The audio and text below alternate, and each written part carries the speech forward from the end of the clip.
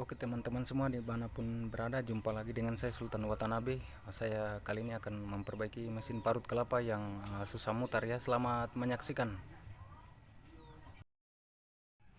Oke, disaksikan ya. Kita lihat antara mesin dengan as serut kelapa ini teman-teman. Ini posisinya masih eh, stabil ya, masih normal. Kita ngecek dulu kendalanya apa sehingga pambelnya ini mutarnya tidak beraturan. Eh, Katanya pemiliknya lompat-lompat dan mengeluarkan asap. Kita cek ya posisi bearingnya, apakah bearingnya masih normal atau tidak. Kita harus membuka kedua bautnya ya, antara sisi kiri dan sisi kanan. Cukup kita menggunakan tang dengan kunci pas teman-teman. Ini saya menggunakan kunci pas 12 ya. Jadi ini baru kali pertama mesin ini kita mau buka ya. Pemiliknya sudah lama sekali menggunakan mesin ini, baru mau diperbaiki lagi. Ini kita bersihkan ya menggunakan rinso. Kita menyiapkan sikat gigi untuk membersihkan celah-celah yang terkena oli karena bearingnya pecah pada saat mesin serut kelapa ini bunyi ya. Jadi biasan-biasan oli kita harus bersihkan agar tidak mengenai kelapa ya, pada saat uh, kelapa diparut maupun ubi kayu yang akan diparut sama si pemilik rumahnya ya. Jadi kita bersihkan secara perlahan. Kita ngecek celah-celah yang perlu kita bersihkan teman-teman ya. Ini juga posisinya udah kocak ya, sudah kretek-kretek gitu bunyinya saat mesin ini diaktifkan.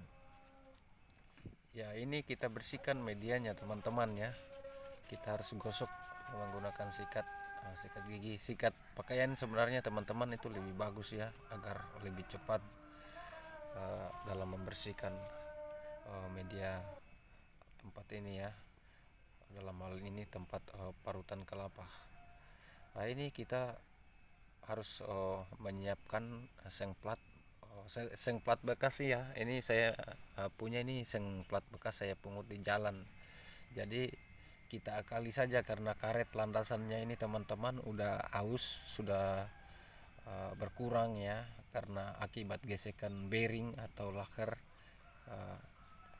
pada saat mesin diaktifkan untuk memarut kelapa maupun ubi kayu atau singkong teman-teman ya. Disaksikan ya, ini saya lipat menjadi 4 bagian, tetapi sebelum kita patenkan atau kita lipat secara paten teman-teman, kita bersihkan dulu agar karetnya hilang atau oli-oli yang menempel atau debu, apalagi ini dari sampah teman-teman ya. Kita harus bersihkan agar steril sehingga tetap terjaga kebersihan kelapa ataupun singkong yang akan kita parut, agar tidak mencemari, maksud saya teman-teman ya. Kita harus bersihkan.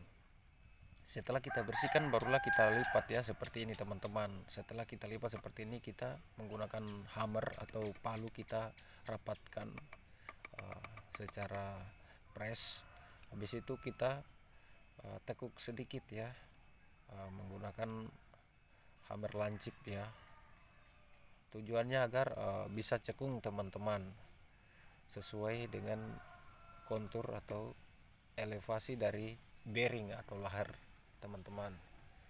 Ini saya siram dengan air tidak nampak. Ini saya kasih dekat biar lebih dekat ya, biar kelihatan. Ini juga bisa kita saksikan ya bearingnya.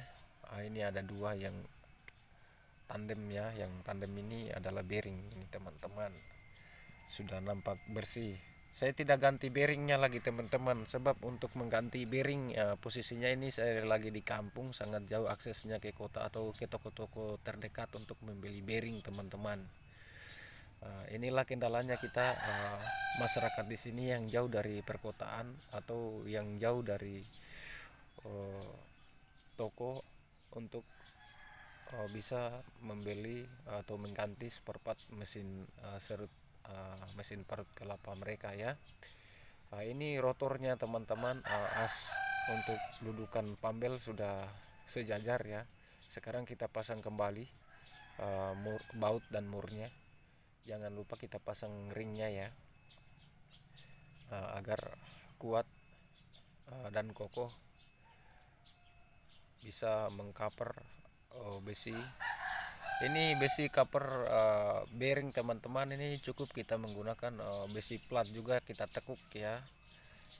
Ini seperti ini kita sejajarkan agar presisi mesin parut ini teman-teman ya. Ini adalah motornya, diameter yang nanti memarut kelapa ya. Ini nampak teman-teman ya.